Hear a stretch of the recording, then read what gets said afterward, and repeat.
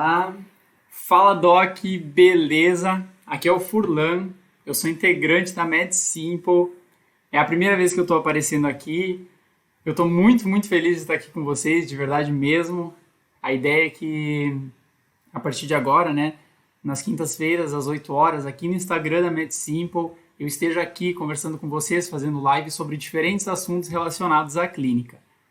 E a ideia mesmo é que a gente faça um bate-papo legal sobre diferentes assuntos e que depois a gente resolva umas questões juntos na plataforma do MedSimple. Beleza? Hoje o assunto então é artrite reumatoide.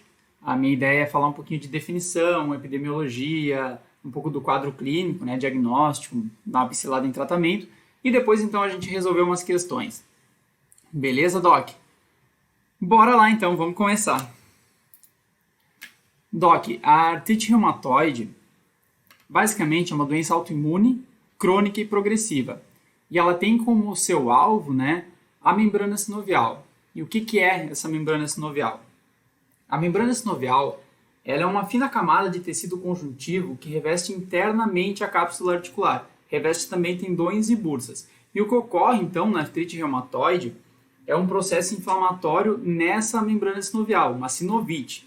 Então, a membrana sinovial passa a ficar espessa, a gente passa a chamar ela de panos, né, quando ela se torna espessa, erosiva, passa a produzir mediadores inflamatórios que, por contiguidade, levam a deformidade articular. Então, a gente tem a sinovite na membrana sinovial, a gente tem, então, acometimento de cartilagem, acometimento de osso e das estruturas adjacentes, tendões, ligamentos, o que gradativamente, né, em longo prazo, a gente leva à erosão e à deformidade articular característica da artrite reumatoide.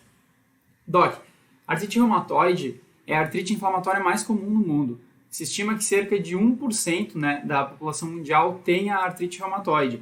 E é a artrite inflamatória mais comum, inclusive. Acomete principalmente mulheres, pode ocorrer em todas as faixas etárias, de 20 a 60 anos e mais. No entanto, né, o que é importante, eu gostaria de frisar, é o pico de incidência da doença, que ocorre normalmente por volta dos seus 45, 50 anos. Então, Doc, guarda essa informação. Falou em artrite reumatoide, falou principalmente em mulheres por volta dos seus 45, 50 anos, né? Mulheres de meia idade. Belezinha? Basicamente, eu trouxe umas imagens aqui primeiro para a gente discutir um pouquinho isso, né? Eu esqueci de falar aqui, mas eu estou acompanhando vocês no chat aqui. Obrigado por quem está entrando. E conforme forem surgindo dúvidas, podem ir mandando que, na medida do possível, eu vou respondendo, beleza? Doc, aqui o que eu trouxe, a segunda imagem aqui, ela é muito representativa, eu gosto muito dela, achei no Google mesmo, porque ela representa muito bem, né, o que é a artrite reumatoide. A gente tem, então, aqui no lado esquerdo, aqui da nossa imagem, a gente tem uma articulação, provavelmente uma metacarpofalangiana, e a gente tem aqui esse tecido rosa, bem inflamado, isso é o que a gente chama de panos, que é a membrana sinovial inflamada, espessa, erosiva. Eu trouxe uma imagem acima de uma articulação do joelho, né, que a gente tem o fêmur. Aqui, ó, essa membrana, ó, tá vendo esse tecido conjuntinho fininho, em laranja, aqui, revestindo a cápsula articular? Essa é a membrana sinovial, que é o alvo da artrite reumatoide. Olha como ela tá fininha, ela tá circundando ali. É um tecido conjuntivo especializado, produz líquido sinovial. E o que ocorre, então, na artrite reumatoide é justamente a inflamação, né, dessa membrana sinovial, que se torna espessa, passa a produzir mediadores inflamatórios, como TNF-alfa, as interleucinas, e a gente tem, então, o espessamento, que você pode acompanhar com o mouse, que é o espessamento, essa formação do pânus, a produção desses mediadores inflamatórios e essa erosão por contiguidade. Então, a gente tem erosão de cartilagem, erosão de osso e das demais estruturas adjacentes. Doc, quando eu falei que essa imagem ela é muito importante, é porque, agora olhando para o lado direito da imagem, a gente vê aqui a apresentação clássica da doença, digamos assim, né? A gente tem uma paciente mulher, aqui por volta dos seus 45, 50 anos, idade, né, pico de incidência da artrite reumatoide, e o que eu gostaria de frisar aqui é justamente, por exemplo, a gente percebe a nossa paciente, ela está segurando o punho, né, e o punho e a gente tem tumefação de metacarpofalangiana. Doc, o que a gente costuma falar é que a artrite reumatoide gosta muito de mão e punho, né? Então, inclusive as principais articulações acometidas são as pequenas articulações periféricas, né? A gente tem, então, principalmente acometimento de punho, de metacarpofalangiana, interfalangiana proximal. Depois a gente vai detalhar um pouquinho mais o quadro clínico. Mas o que eu queria dizer com essa imagem é basicamente essa apresentação do pânus inflamatório e dessa paciente, né, mulher com, enfim, o pico de incidência por volta dos seus 45, 50 anos, né, que é a apresentação clássica. Lembrando que a gente sempre tem que aliar, né, o quadro clínico com a epidemiologia, então é importante a gente ter essa visão, né. Eu quis trazer a imagem porque é mais fácil para a gente fixar e ver isso. Agora aqui em relação à etiologia, Doc, basicamente a etiologia da artrite reumatoide, assim como grande parte das doenças autoimunes, eu diria a maioria, é uma etiologia multifatorial. Ou seja, a gente tem um componente genético e um componente ambiental. Qual que seria então o componente genético? Doc, guarda essa informação. O componente genético é o HLA-DRB1. O que seria o HLA-DRB1? Esse gene ele traduz uma proteína que é uma MHC de classe 2, com alta afinidade por peptídeos citrulinados. O que seriam então esses peptídeos citrulinados? Os peptídeos citrulinados, eles são peptídeos, né, proteínas, que sofreram uma troca de uma arginina por uma citrulina. E essa troca, vocês vão ver que, na verdade, os peptídeos citrulinados eles estão na base, eles compõem a base fisiopatológica da artrite reumatoide. Então, o que ocorre nessa troca de arginina para citrulina, ela ocorre em ambientes inflamatórios e aí que vem a chave da etiologia. O que induz, né, esse processo de citrulinização é justamente o fator ambiental. E a gente tem no fator ambiental o tabagismo como principal fator de risco modificável. Entre outros, a gente tem alterações de microbioma, periodontite, por exemplo, mas guarda a informação do tabagismo. Então, raciocina comigo. Na etiologia, então, a gente tem essa interação muito importante entre ambiente e genética. O ambiente estimulando, né, citrulinização de peptídeos, formação dos peptídeos citrulinados, e do lado genético, a presença do HLA-DRB1, com alta afinidade, né, por esses peptídeos, então pegando esses peptídeos e apresentando para linfócitos T autorreativos, né, é o característico da doença imune, o que gera então a nossa resposta inflamatória na membrana sinovial, a sinovite, né, com formação do pânus e o processo erosivo de deformidade articular que a gente já comentou. Belezinha, docs? Estão acompanhando? Vou dar uma olhada aqui como é que está o chat. Podem ir mandando aqui feedbacks, comentários. Obrigado por quem está respondendo aqui. Eu estou acompanhando, beleza? Gente, então, em relação ao quadro clínico, eu gostaria de... Deixa eu descer um pouquinho aqui para a gente falar um pouquinho do quadro clínico. Basicamente, a artrite reumatoide, ela é uma artrite inflamatória. Então, quando o paciente chega no seu consultório, primeiro que a gente tem que aliar um pouco de quadro clínico com epidemiologia, né? Chega para você uma paciente mulher, tabagista, por volta dos seus 45, 50 anos, está com uma poliartrite, a gente precisa pensar em artrite reumatoide. E aí, vamos lembrar, né, como a gente já falou, a artrite reumatoide é uma doença inflamatória, então a nossa paciente vai se apresentar, pode se apresentar, né, com sintomas constitucionais, como, por exemplo, febre baixa, fadiga, astenia, perda ponderal. E o que é importante, que a gente precisa pensar também, além disso, é da dor inflamatória, né? Quando você passou pela semiologia, pela raciocínio clínico, a gente sempre aprende, né, a diferenciar a dor inflamatória da dor mecânica, que ocorre, por exemplo, na lombalgia mecânica, na osteoartrite. Então, na artrite reumatoide, por ser uma doença inflamatória, autoimune, a gente tem uma dor inflamatória. E quais que são as características, então, da dor inflamatória? Por exemplo, a rigidez matinal, né? A rigidez matinal prolongada. O paciente vai chegar no seu consultório e vai dizer, doutor, dói muito minhas mãos e eu tenho dificuldade de manhã para mexer, fica rígida minhas articulações, não consigo mexer as mãos, e isso geralmente é prolongado, né? Por 30 minutos, 40, uma hora, e tende a melhorar ao longo do dia, né? Outra característica inflamatória também que nos leva a pensar em artrite reumatoide ou em dor inflamatória é justamente a presença de piora, né, da dor em repouso. Ela vai dizer, ó, quando estou parado dói, mas conforme eu vou movimentando ao longo do dia tende a melhorar. E por que eu estou falando em mãos, né? Estou mexendo as mãos e falando em mãos.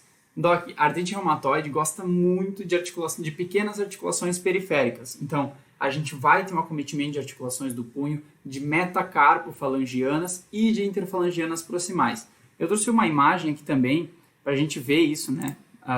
Aqui como que funciona. Do lado esquerdo, então, a gente tem uma mão dita normal, que é assim, artrite reumatoide. Aqui a gente vê em azul, aqui vocês podem acompanhar com o mouse, a membrana sinovial íntegra, né, na articulação aqui interfalangiana proximal. E no lado direito a gente tem uma mão reumatoide aqui com a formação do pânus, esse processo erosivo. E aqui o que é importante também é o acometimento das articulações do punho, as metacarpofalangianas que a gente comentou e as interfalangianas proximais. O que é importante que a gente precisa pensar é justamente a gente percebe que esse processo de deformidade, sabe, esse processo de erosão, aqui já teve erosão de cartilagem, a gente começa a perder espaço articular simetricamente, o que é importante para o raio-x da artrite reumatoide, e a gente começa a perceber também um leve desvio, né, por conta da deformidade, desvio ulnar, desvio no sentido da ulna.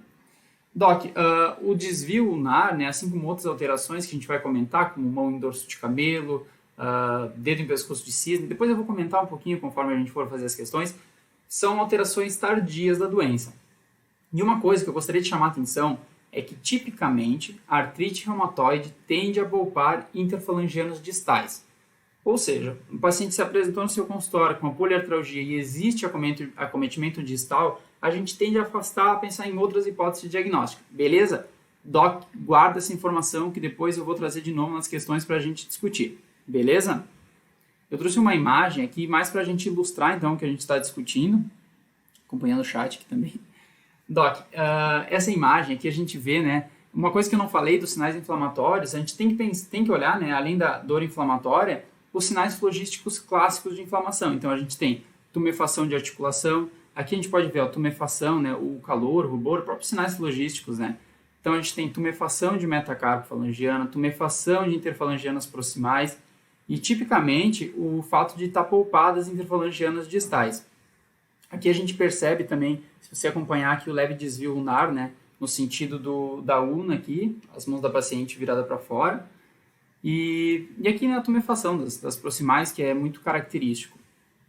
E em relação à apresentação clínica mesmo da doença, Doc, basicamente, a artrite reumatoide é uma poliartrite, de várias articulações, gosta de pequenas articulações, simétrica, ocorre em ambos os lados, né, simetricamente, e aditiva. Guarda essa informação, Doc. Poliartrite, simétrica e aditiva. Então, imagina, você está no seu consultório e se apresenta para você uma mulher, tabagista, por volta dos seus 45, 50 anos, com poliartrite, ela vai dizer, doutor, onde me dói de um lado, dói do outro. Ela vai dizer, inicialmente eu tinha dor aqui na segunda, terceira metacarpofalangianas, isso foi aumentando. Então, a gente tem um quadro, literalmente, poliartrite simétrica e aditiva, que é muito clássico, né, da artrite reumatoide. A gente precisa pensar em artrite reumatoide. E, claro, né, lembrando que, caracteristicamente, vai poupar as interfalangianas distais. Vou descer um pouquinho aqui. Doc, eu gostaria só de comentar do acometimento axial, porque, diferente das outras artrites soropositivas, né, a artrite reumatoide, ela pode ter um acometimento axial, principalmente em região cervical alta, na região da articulação entre C1 e C2, a articulação atlantoaxial. Então, o paciente com artrite reumatoide pode se apresentar com cervicalgia, dor à flexão, extensão, rotação da cabeça, com crepitação. A gente precisa investigar uma possível estabilidade entre C1 e C2, na articulação atlantoaxial. Beleza? Gente, se eu estiver falando muito rápido aqui, falem aqui que a gente vai diminuindo o ritmo. Estou tentando botar bastante conteúdo aqui para a gente depois resolver as questões. Doc, para fechar, né, eu gostaria de falar então um pouquinho do diagnóstico e dar uma pincelada no tratamento, beleza? Aqui em relação ao diagnóstico, né, a gente tende a botar o paciente então nos critérios de diagnóstico da CR-EULAR 2010, que avaliam 4 parâmetros e se baseiam em manifestações precoces da doença. Isso é importante porque a gente consegue então diagnosticar um paciente mais precocemente e tratar, né, o quanto antes para prevenir erosão e deformidade articular. Então a gente avalia aqui 4 parâmetros: acometimento articular, sorologia, duração de sintomas e provas de atividades inflamatórias. Doc, em relação ao acometimento articular, lembra que a gente falou no começo que a artrite reumatoide gosta de pequenas articulações periféricas? Então o raciocínio aqui segue o mesmo. Se a gente tem maiores articulações e menos articulações acometidas, a gente pontua menos. E quanto mais articulações acometidas e menores as articulações, maior a sua pontuação. Então, por exemplo, um paciente com uma grande articulação acometida a gente não pontua, a gente acaba pensando em outras situações, como artrite séptica, própria osteoartrite. E quanto mais articulações, por exemplo, mais de 10 articulações, sendo pelo menos uma pequena, a gente já faz a pontuação máxima desse parâmetro, que é até 5, beleza? Em relação à sorologia, a gente pensa, aqui a gente tem dois anticorpos que a gente avalia, o fator reumatoide e o anti-CCP.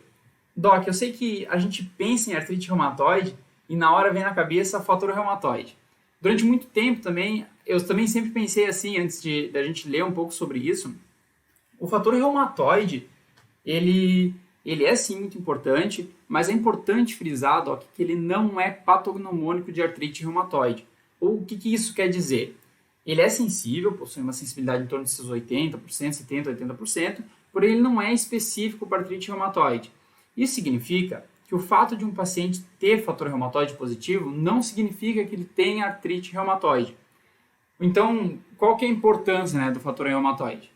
Doc, o fator reumatoide é importante porque ele, claro, a gente bota ele nos critérios classificatórios, mas ele é importante porque ele indica pior prognóstico, sobretudo quando em altos títulos, e ele está relacionado também a manifestações extra-articulares, como derrame pleural, as vasculites, os nódulos reumatoides, e, enfim, ele não é importante frisar mesmo que ele não é patognomônico nem específico para artrite reumatoide. E guarda essa informação, beleza? Em relação ao anti-CCP, o anti-CCP, aqui a APC, né, que está aqui, o anti-CCP, lembra quando a gente falou no começo sobre os peptídeos citrulinados cíclicos? Doc, o anti-CCP nada mais é que os anticorpos contra esses peptídeos citrulinados cíclicos. Então, sim, o anti-CCP, diferente do fator reumatoide, ele possui uma sensibilidade semelhante, em torno de 80%, porém, ele é muito mais específico para artrite reumatoide, possui uma especificidade em torno de seus 95%. Então, sim, um paciente com anti-CCP positivo possui uma chance muito maior de ter artrite reumatoide do que o fato dele ter fator reumatoide positivo. Aqui, então, colocando nos critérios de classificação, se ambos são negativos, a gente não pontua, e se um ou outro são positivos, sobretudo em altos títulos, a gente faz a maior pontuação dos critérios, que é 3. Beleza, Doc? Eu vou acompanhando aqui no chat. Agora, em relação à duração dos sintomas. Doc, como a gente falou no começo, a artrite reumatoide é uma artrite crônica. Então, a gente só vai pontuar quando o paciente tiver um quadro de evolução de 6 ou mais semanas. Com menos 6 semanas a gente não pontua, com 6 ou mais semanas a gente pontua. Lembrando, né, que a artrite reumatoide é uma doença crônica, né? E em relação à prova de atividade inflamatória, o que a gente tem que chamar atenção aqui, Doc, é que a artrite reumatoide, a gente já falou, é uma doença autoimune inflamatória. Então, o que acontece? Como é que a gente avalia esse grau de atividade inflamatória da doença? É justamente por meio do PCR e VHS, são os principais marcadores de atividade inflamatória. Não adianta você pegar o seu paciente e ficar medindo o fator reumatoide nele, ficar dosando o fator reumatoide, CCP, porque isso não vai nos favor ou qual que é o grau de atividade da doença. Se o paciente tem positivo, ele tem positivo. Se ele não tem, ele não tem. Essa sorologia está relacionada a diagnóstico e pior prognóstico e manifestações extra-articulares. Agora, o que nos diz como que a doença está é justamente os marcadores inflamatórios. Agora, colocando eles, né, nos critérios classificatórios, a gente avalia PCR e VHS. Se ambos estão normais, a gente não pontua. E se um ou outro está alterado, a gente pontua, beleza? Doc, agora só para finalizar aqui, para não se estender muito, eu quero ir para as questões, para a gente poder fixar isso e discutir um pouco junto, né? Falou de tratamento, agora de artrite reumatoide, você tem que pensar quais que são os seus objetivos com o tratamento da artrite reumatoide. Falou em tratamento, a gente divide então inicialmente tratamento não medicamentoso em tratamento medicamentoso. O tratamento não medicamentoso da artrite reumatoide é a retirada dos fatores de risco. Então, a gente tem como a cessação do tabagismo, né, como principal tratamento não medicamentoso. E, por outro lado, em relação ao tratamento medicamentoso, a gente tem que pensar qual que é o nosso objetivo com esse tratamento, né? A gente, então, tem por objetivos, né, aqui vou nomear dois principais, a sintomatologia do paciente, né? A gente tem que tratar o sintoma do paciente e a gente tem que intervir no curso natural da doença, ou seja, a gente tem que prevenir erosão e deformidade articular. Ou seja, então, o que a gente usa para isso, né? A gente usa corticoide, mas lembrar que o corticoide, é importante saber, Doc, que o corticoide não interfere na evolução natural da doença. O que interfere na evolução natural da doença são as drogas modificadoras de doença. E a gente tem, então, o metrixato, que eu botei aqui em cima, o metrixato como principal, né, droga modificadora de doença. Entre outras, a gente tem os antimaláricos, como cloroquina, hidroxicloroquina, e a gente tem também sulfalazina e ainda dos biológicos também, né, como o anti-TNF e alfa, que são utilizados quando existe falha de tratamento sintéticos, que são os primeiros que eu falei, né? E a corticoterapia, onde é que entra nisso tudo? Doc, Anti-inflamatórios e corticoides são utilizados para reduzir sintoma de paciente. Então, o paciente ele tem dor, óbvio, né? É uma artrite inflamatória, crônica, progressiva. A gente usa, então, para dor articular, baixas doses de 10 a 15 miligramas para alívio de dor. Mas é importante, Doc, afirmar isso, né? Frisar isso, que a corticoterapia não evolui, não interfere no curso natural de evolução da doença. Então, a gente tem que usar uma droga modificadora de doença, como o metotrexato, para abortar, né, essa erosão, essa deformidade articular, e a gente associa o corticoide para sintomatologia, controle de sintoma do paciente. Beleza, Doc? Agora, então, vou ver aqui como está o chat. E obrigado, gente, por quem está botando feedback aqui. Vamos começar, então, as questões. Se tiverem alguma dúvida, mandem, tá? Eu quero fazer as questões junto com vocês.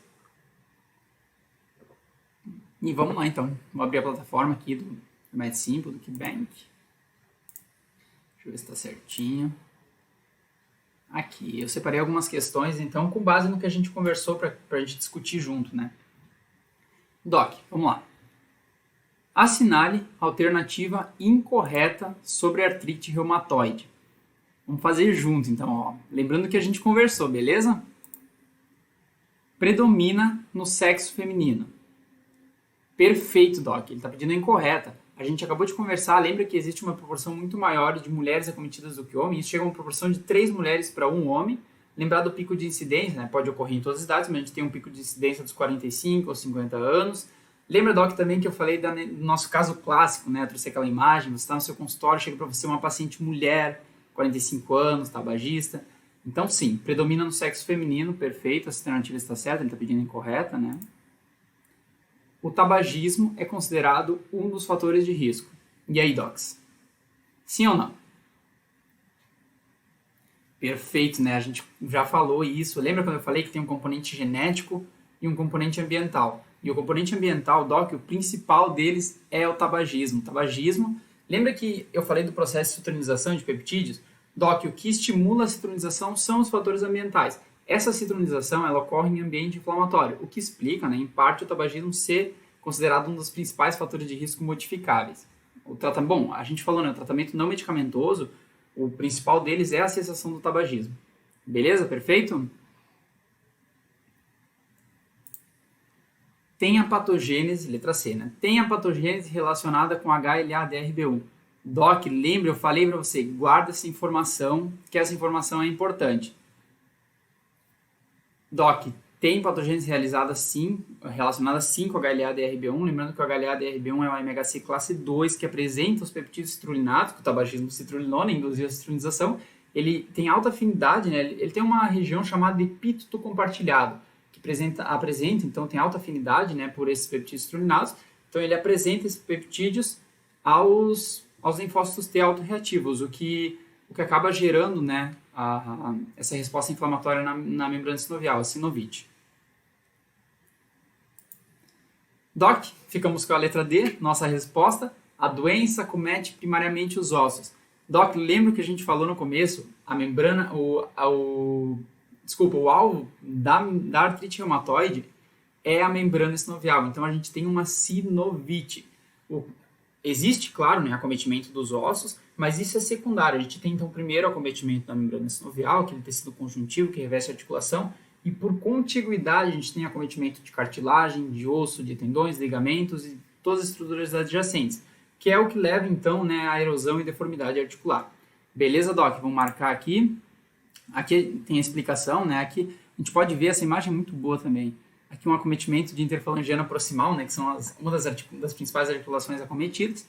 E aqui, essa margem vermelha aqui é o pânus, que é a membrana sinovial inflamada, né? Então, aqui a gente pode ver que a gente tem acometimento sim de cartilagem, aqui provavelmente chegando no osso, mas o processo primário é a sinovite. Então, a gente tem a sinovite que acaba, né, evoluindo para cartilagem, para osso, enfim. Então, não. A doença não acomete primariamente os ossos, acomete primariamente a sinóvia, ou membrana sinovial. Questão 2, Docs. Vamos lá. A artrite reumatoide é a segunda forma mais comum de artrite crônica. Uma informação legal ali também. Realmente, a artrite reumatoide é a artrite inflamatória mais comum, mas entre as artrites crônicas, existe dado que diz que a artrite reumatoide é a segunda forma mais comum, ela fica atrás da osteoartrite, né, da artrose. Seu alvo principal é, vamos lá, mesma coisa que a gente falou antes, letra A, tecido ósseo, falso, existe sim acometimento de tecido ósseo, porém não é um acometimento primário, é um acometimento por contiguidade. Então, falso, né? É aquele processo inflamatório de formação do panos, de mediadores inflamatórios que levam à erosão, e aí sim a gente tem acometimento de osso, né? Que tem, por exemplo, as erosões, né? As erosões ósseas, erosões de cartilagem que aparecem nas radiografias, que leva à deformidade, mas não é acometimento primário. Falso, né? Membrana sinovial. Doc, nossa resposta, né? A gente acabou de conversar sobre isso, a gente falou no começo também. A membrana sinovial, lembra da palavra sinovite, né? Então, artrite reumatoide é sinovite. Falando em artrite reumatoide, falando em acometimento de membrana sinovial. Perfeito, viu o pessoal botando B aqui? É isso aí mesmo. Letra B mesmo, membrana sinovial. Vou ler as outras antes de marcar aqui. Locais de fixação dos tendões. Doc, as ênteses. As ênteses são acometidas principalmente nas espondiloartropatias, e entre elas o protótipo na espondilite anquilosante. Então não é o local de acometimento aqui primário. Colágeno. Gente, colágeno é colagenose, né? Então, falou em acometimento primário de colágeno, falou em colagenoses. Lúpus, esclerodermia, dermatopolimiosite, síndrome de Sjögren primária. Essas sim acometem primariamente o colágeno. Vamos riscar aqui. Cara, essa ferramenta de riscar aqui da plataforma é sensacional. A gente consegue eliminar, né, sem se perder. Então, vamos ficar com a nossa resposta na membrana sinovial. Aqui tem a explicação, né, que é um tecido frouxo, né, um conjuntivo especializado que reveste a cápsula articular e produz líquido sinovial, né? Então, imagina, você tem um acometimento ali, invariavelmente você tem a proliferação, né, desse pânus para dentro da articulação, com erosão, deformidade, enfim. Doc, questão 3 aqui, trouxe pra gente, essa questão é muito legal também. Quais que são articulações das mãos mais afetadas pela artrite reumatoide? Lembra quando eu falei no começo, para vocês guardarem aquela imagem? Gente, aquela imagem é tudo para você lembrar da artrite reumatoide. Pelo fato, né, de você ter a paciente mulher ali, de 45, 50 anos. Vou bater sempre nessa tecla, porque é muito legal quando você começa a ver a epidemiologia na prática, né? Então, claro, existem exceções, a epidemiologia ela vai me falar qual que é o mais comum, mas realmente assim ajuda muito no raciocínio diagnóstico. Aqui, né, vamos por alternativas. Letra A. As articulações mais acometidas então pela artrite reumatoide na mão: metacarpofalangianas e interfalangianas proximais. E aí, Doc? Verdadeiro ou falso? Verdadeiro, né? A gente está com essa alternativa. Realmente, as principais articulações acometidas na mão são as metacarpofalangianas, né, aqui na região proximal da mão, e as interfalangianas proximais. Beleza? Vamos ler as outras antes de marcar. Metacarpofalangianas e interfalangianas distais. Doc, lembra que eu falei? Artrite reumatoide tende a poupar interfalangianas distais. O paciente está com poliartrite, com acometimento distal, a gente tende a pensar em outras hipóteses diagnósticas. Beleza? Então essa não é a nossa resposta, a gente continua com a letra A. Interfalangianas distais e interfalangianas proximais. Novamente, né, a distal não entra, então é raro, não é comum, o acometimento distal nos leva a outras hipóteses diagnósticas. Interfalangianas proximais, sim. Punho e interfalangianas proximais. A gente está falando de articulação da mão, Doc. Aqui o mais comum é realmente metacarpofalangianas e interfalangianas proximais. Aqui o punho não entra. Então, embora seja muito comum o acometimento de punho, de metatarsofalangiana nos pés também, mas a nossa resposta aqui, então, letra A. Beleza? Que tem a explicação também, né? Geralmente polpas interfalangianas distais. E podem ir colocando as respostas aqui no chat, gente. Eu estou acompanhando. Às vezes tem um delay aqui, mas eu estou tentando acompanhar. Questão 4 aqui eu separei pra gente também. Vamos lá. São manifestações articulares da artrite reumatoide, exceto. Doc, vou começar da D para A agora, tá? De baixo para cima. Os pacientes podem apresentar sintomas da síndrome do túnel do carpo. E aí, verdadeiro ou falso? O paciente com artrite reumatoide pode ter síndrome do túnel do carpo?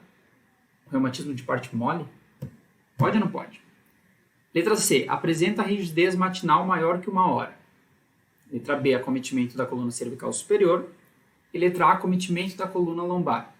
Doc, Vamos começar então pela letra D, que foi a que eu comecei lendo. Os pacientes podem apresentar sintomas de síndrome do túnel do carpo.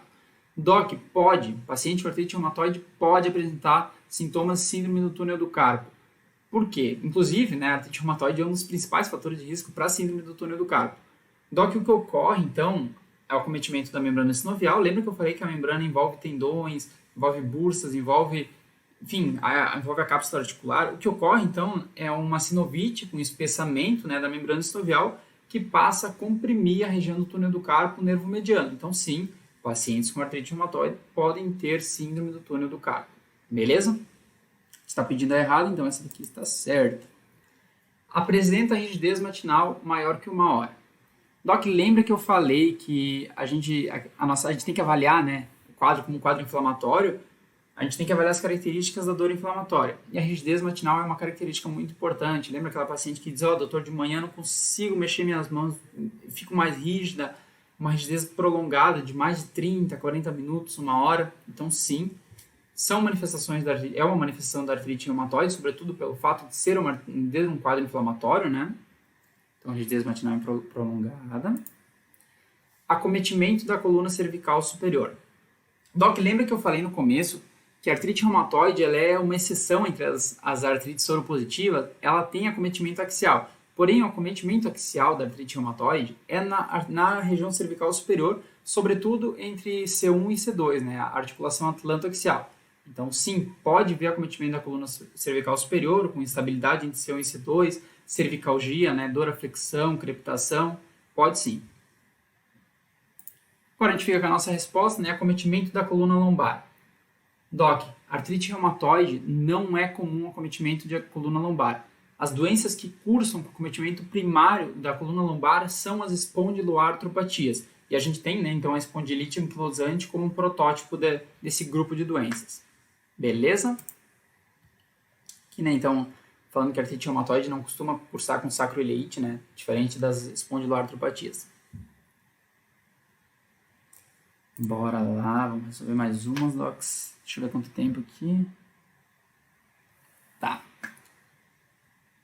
Doc, essa questão também é muito legal porque a gente falou sobre ela, né, na hora dos critérios diagnósticos. Então, gostaria de discutir um pouco com vocês.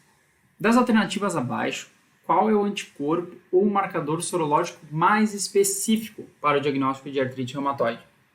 Doc, lembra que eu falei, né, sobre o fator reumatoide, sobre o anti-CCP. Vamos tentar resolver essa questão com base naquelas informações, beleza? Anticorpo anti-DNA. Doc, anticorpo anti-DNA, ele está relacionado com lúpus, né? Ele é mais específico para diagnóstico de lúpus e suas formas. Então, não. Anticorpo anti-DNA, não. FAM. Doc, basicamente o FAM são os anticorpos antinucleares. Também está relacionado com as colagenoses, sobretudo com o lúpus. Também não está relacionado, não é o mais específico para artrite reumatoide. Fator reumatoide. Doc, lembra que eu falei que quando você pensa em artrite reumatoide, você tende a pensar em fator reumatoide imediatamente? Mas é importante frisar novamente que o fator reumatoide não é patognomônico. Ele tem uma sensibilidade em torno de 80%, mas ele não é específico. Ele tem uma baixa especificidade para artrite reumatoide. O fato do paciente ter fator reumatoide positivo não significa que ele tenha artrite reumatoide. Então, falso, essa não é a nossa resposta. Ele está mais relacionado, como eu falei, a pior prognóstico e a manifestações extraarticulares. Por fim, a gente fica com nossa resposta, né? Anticorpo anti-CCP. Doc, os peptídeos citrulinados, o que é o anti-CCP, né? Anticorpo antipeptídeo citrulinado. Doc, os peptídeos citrulinados estão na gênese da doença. Então, falou em artrite reumatoide, falou em fisiopatologia, falou em peptídeos citrulinados cíclicos. Então, sim, o anticorpo anti-CCP é o mais específico. Tem uma especificidade em torno dos 95%. Vamos lá. Aqui, 6. Deixa eu ver. Aqui uma questão de residência aqui do sul de São Paulo. Quis trazer também algumas questões de residência para que a gente possa discutir um pouco mais. Tá, vamos lá. Os marcadores biológicos da artrite reumatoide que são de maior utilidade para se estabelecer o grau de atividade da doença. E aí, docs? Botem a resposta aí no chat. Vou esperar um pouquinho.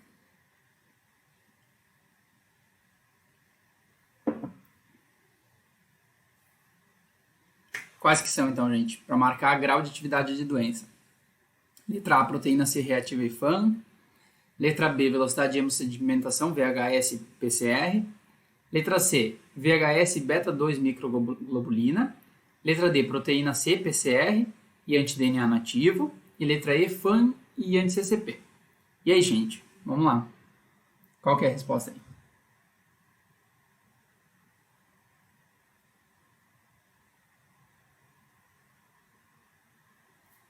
Ninguém? Gente, vamos ler uma por uma então. PCR e FAN. Gente, FAN é fator antinuclear, está relacionado com lúpus, é sorologia. Não me prediz o grau de atividade de doença no nosso paciente, beleza? Falso, né? VHS-PCR. Doc, a gente falou isso antes. A artrite reumatoide é uma artrite inflamatória, é um quadro inflamatório, uma doença inflamatória sistêmica. Então, sim, medindo o VHS-PCR, a gente tem o grau de atividade de doença. Então, a gente pode, sim, avaliar tratamento por VHS e PCR, beleza? Aqui a nossa alternativa, eu vou ler as outras, né? VHS beta-2 microglobulina.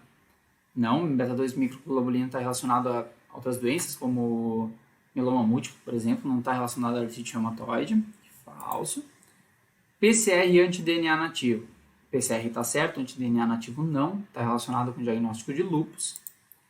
FAN e anti-CCP. Tanto FAN quanto anti-CCP não estão relacionados a grau de atividade de doença. O anti-CCP é o anticorpo mais específico para artrite reumatoide, mas não está relacionado, né, com grau de atividade de doença. E o FAN está relacionado com o diagnóstico de lúpus, beleza? E das demais colagenoses. Então, letra B. Inclusive, né, lembrar que o PCR e o VHS, quando um ou outro está alterado, a gente tem, então, eles estão, né, como manifestações precoces e entram nos critérios classificatórios da CR EULAR. 7. Gente, essa questão, eu gosto muito desse tipo de questão, porque é uma questão que aborda tudo, né? Então, a gente vê desde de manifestação clínica, características da doença. Assinale a correta sobre artrite reumatoide. Letra A, é uma artrite simétrica de grandes articulações. Falso, Doc. É uma artrite simétrica, sim, uma poliartrite, mas é uma poliartrite de pequenas articulações. Lembra que eu falei? A artrite reumatoide gosta de pequenas articulações periféricas. Então, a gente tem metacarpofalangianas, interfalangianas proximais, articulações do punho, metatarsofalangianas. Então, não. Essa alternativa está errada porque não são grandes articulações. Acomete principalmente as falangianas distais, né? As interfalangianas distais. Doc, lembra que eu falei, guarda essa informação, artrite reumatoide tipicamente poupa as articulações interfalangianas distais. O paciente que se apresenta com poliartrite, né, em articulações interfalangianas distais, a gente tende a pensar em outras hipóteses diagnósticas. O acometimento principal são metacarpofalangianas, né, as metacarpofalangianas e as interfalangianas proximais. Beleza? Falsa essa alternativa. A principal causa de óbito em portadores de artrite reumatoide são as doenças cardiovasculares. Doc, é uma boa alternativa, certo? Lembra que eu falei que a artrite reumatoide por si só é um fator de risco para doença cardiovascular? É uma doença inflamatória, sistêmica, a gente tem um estado inflamatório no corpo, então sim, é um fator de risco. Vamos deixar então em stand-by nessa alternativa e vamos para a alternativa D. É comum febre acima de 38 graus em quadros de artrite reumatoide. Doc, falso, não é comum febre acima de 38 graus. Pode ter febre? Pode ter os sintomas sistêmicos como perda ponderal, fadiga, astenia, sim. Mas quando a gente tem um paciente com febre elevada, a gente tende a pensar em causas secundárias associadas, como por exemplo uma infecção, um quadro infeccioso. Então, letra C, né? A principal causa de óbito em pacientes portadores de artrite reumatoide são as doenças cardiovasculares. Perfeito, Doc. Isso pode ser por diversas causas de acometimento, né? O próprio estado inflamatório da doença, associação com tabagismo, artrite de coronárias, por exemplo, né? As manifestações extraarticulares da artrite reumatoide. Vamos ver aqui. Está quase se encaminhando para o final. Aqui a gente está com... Não quero passar muito do horário também, para não me alongar.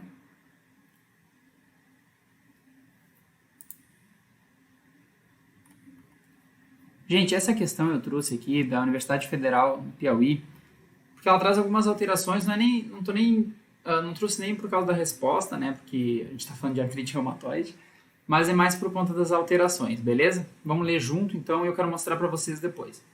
Dedo em pescoço de cisne, mão em dorso de camelo e dedo fusiforme são deformidades encontradas em letra A, osteoartrite, B, artrite reumatoide, C, esclerose sistêmica, D, dermatomiosite e letra E, febre reumática.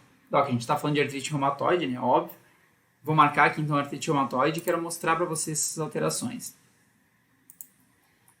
Doc, essas alterações, aqui vou começar pelo dedo em pescoço de cisne. Aqui a gente tem então, são alterações, né, que ocorrem por conta da erosão, né, que leva a essa deformidade articular. Doc, são manifestações tardias e não precoces da doença, não entram nos critérios de diagnóstico, nos critérios classificatórios, desculpa. Aqui então, dedo em pescoço de cisne, a gente tem então uma hiperextensão de interfalangiana proximal, com uma flexão de articulação interfalangiana distal. Esse é o famoso dedo em pescoço de cisne, né? Aqui, mão em dorso de camelo, então é um acometimento de punho e de uma hiperextensão aqui, né, interfalangianas, desculpa, em metacarpofalangianas, né? A gente tem também aqui, dá para ver um pouco do desvio ulnar, né, que eu não botei, mas aqui dá para ver um pouquinho, desvio no sentido da ulna. E o dedo fusiforme, Doc, como é que eu vou explicar? Ele ocorre, né, o dedo fica mais arredondado, mais em formato fusiforme por conta da própria tumefação nas articulações. Então, nessa mão aqui a gente percebe uma tumefação de interfalangianas proximais, de metacarpofalangianas, aqui ó, interfalangianas proximais, e o dedo ele fica mais arredondado mesmo, mais em formato fusiforme. Beleza, Doc? Só queria trazer mesmo essas alterações, lembrar que não são alterações precoces, são alterações tardias que decorrem de não intervenção, né, no curso natural da doença. Então a doença tende mesmo a cursar com essa deformidade articular, com esse processo erosivo. Vamos lá, deixa eu ver como é que está aqui.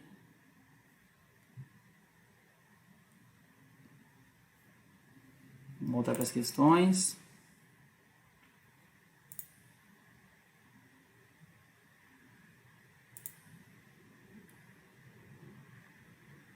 Aqui, Doc, agora só para seguir, né, a ordem do que a gente está falando.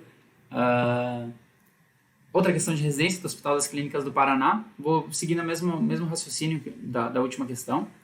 Qual dos achados abaixo não é uma manifestação precoce habitual da artrite reumatoide?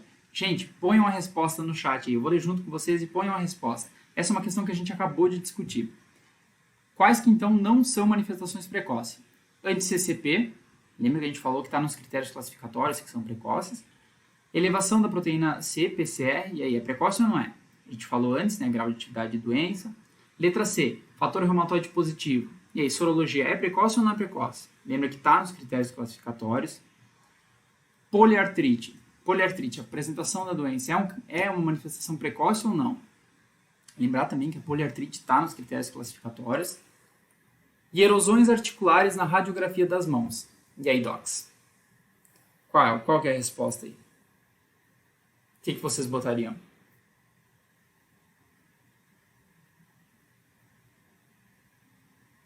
Estou acompanhando aqui. Ninguém, gente? Qual que é a resposta? Gente, vamos ler junto de novo. Anti-CCP. Anti-CCP e fator reumatoide são sorologias. São consideradas, sim, manifestações precoces, estão nos critérios de classificação. Então, a gente já pode riscar esses dois, certo? Está pedindo qual que não é. Elevação de PCR. Doc, PCR e VHS é uma doença inflamatória. Pensou em artrite reumatoide, pensou em doença inflamatória. PCR é considerado, sim, uma manifestação precoce. Poliartrite. Doc, poliartrite é a manifestação da artrite reumatoide. O paciente se apresenta com poliartrite. Então, sim, é uma manifestação precoce. Tá, inclusive, nos critérios de classificação, né? Opa. E agora a gente fica com a letra E, erosões articulares na radiografia das mãos. Doc, esse é um achado tardio, não é um achado precoce da artrite reumatoide. O paciente não começa o quadro com erosão. Lembra que eu falei que é por contiguidade? Então a gente começa com a sinovite, que por contiguidade passa pelos remediadores inflamatórios, passa a se tornar proliferativa, erosiva, e aí sim, a gente tem erosão em articulação, erosão em cartilagem, erosão em osso, erosão em estruturas adjacentes. Beleza? Fica com a letra E nossa resposta. Que tem a explicação, né? Que são manifestações tardias e irreversíveis. Isso é muito importante, Por isso que eu falei que no tratamento a gente precisa abordar essa evolução natural da doença. Abortar, desculpa, a evolução natural da doença. Vamos lá. Aqui, separei mais uma aqui, vamos ver. Aqui, acho que é a 8, tá? Peraí. Aqui. Doc, vamos lá. Essa questão é muito legal também, porque ela traz uma outra visão, né? Nesse caso, a gente está com um paciente homem, 60 anos. Ó, vamos lá. Histórico de artrite reumatoide de longa data. Ele está com queixa de dor cervical de repetição. No exame físico, então, você vai examinar ele, você evidencia que tem dor, né? Cervicalgia, crepitação, a flexão e a extensão da cabeça. E está pedindo qual que é o diagnóstico mais provável. Doc, qual que é o diagnóstico mais provável? Lembra que eu falei que a artrite reumatoide ela é de exceção, né? Entre as artrites soropositivas, ela é de exceção porque ela pode ter sim acometimento axial, o que geralmente é mais comum nas espondiloartropatias, como a espondilite anquilosante. Mas a artrite reumatoide ela pode sim ter acometimento axial, sobretudo da região cervical alta, né? Da articulação temporomandibular, da articulação atlantoaxial entre C1 e C2. Então sim, o nosso paciente pode ter acometimento entre C1 e C2. Vamos ver as alternativas juntos aqui? Hérnia de disco entre C5 e C6. Não, a gente deve considerar, né, nesse paciente sim, mas não é a principal hipótese diagnóstica. Osteoporose. Falso, Doc, por si só a osteoporose não explicaria esse quadro associado, sem outras manifestações, né? Estenose do canal medular não, a gente não considera, então, como principal hipótese diagnóstica também. E aqui, Doc, o que a gente falou, né? Instabilidade entre C1 e C2. Doc, lembra que eu falei? A artrite reumatoide pode sim acometer a articulação atlantoaxial. É a manifestação axial da artrite reumatoide. Então, o paciente que se apresenta, né, com todas as manifestações de poliartralgia, da artrite, a própria manifestação, né, a apresentação clássica da artrite reumatoide, ele pode sim evoluir com instabilidade articular na articulação atlantoaxial. Então, abre o olho, se aparecer um paciente com cervicalgia, com essas queixas, dá uma investigada nisso, perfeito? Doc, de questões, aqui a gente já passou, já deu 47 minutos de live, de questões que eu queria trazer para vocês é isso. Então, eu queria muito, assim, agradecer mesmo quem veio, de verdade, quem ficou até agora. Como eu falei, é a primeira vez que eu estou aparecendo aqui e eu estou muito feliz de estar aqui com vocês mesmo. A ideia é que a partir de agora a gente faça lives semanais, né? Até antes alguém tinha pedido e eu não consegui responder, que a gente faça lives semanais nas quintas falando sobre clínica, né? E a ideia também é que vocês mandem sugestões, mandem feedbacks. A minha ideia é abrir um stories, também uma caixinha para que vocês mandem sugestões por ali. Pode mandar no direct, feedback no direct também que a gente responde. E, de novo, quero agradecer muito. Quero lembrar, Doc, que está rolando a maratona MedSimple. Gente, não deixem de se inscrever, de entrar. A gente tem o link na bio. Segunda-feira vai abrir vaga para o KeyBank, gente. Nossa plataforma, vocês viram aqui, a gente resolveu questões. Ela é muito completa, a gente tem flashcards, tem questões, tem explicação de todas as alternativas, erradas, certas, tem para marcar incorreta, tem para marcar correta. E, bom, a melhor forma, né, de fixar é um método ativo de estudos, como isso sempre é frisado, é a ideia da MedSimple, né, simplificar as coisas e defender um método ativo de estudo. Então, por isso que eu quis focar mais nas questões. A gente abordou um pouquinho, assim, no começo a artrite reumatoide, mas a gente usa as questões, então, para fixar, para aprender mesmo. Aqui tem a explicação de tudo, então não deixa de conferir, Doc, a maratona MedSimple. Tá acontecendo, tem link na bio e segunda-feira vai abrir vaga, beleza? Gente, quero agradecer mesmo mais uma vez. Muito obrigado por quem ficou até aqui. Eu estou acompanhando o chat. Se tiver alguma dúvida, mandem. Eu estou aqui ainda acompanhando. Obrigado mesmo por quem ficou. Mandem sugestões, mandem feedbacks. E é isso aí, queridos docs. Vamos esperar mais um pouquinho aqui, ver se não tem mais nenhuma pergunta, nem nada. Espero que tenham gostado, de verdade. Vou esperar o feedback de vocês, gente. Vou esperar sugestões de tema. E eu espero encontrar vocês novamente quinta que vem aqui, às 8 horas, para a gente falar de outro assunto, falar de clínica, bater um bate-papo legal, trocar conhecimento e resolver umas questões juntos. Beleza, queridos docs? Muito obrigado. E é isso aí. Aguardo vocês na Maratona MedSimple, hein? Não deixem de se inscrever, beleza? Valeu, docs!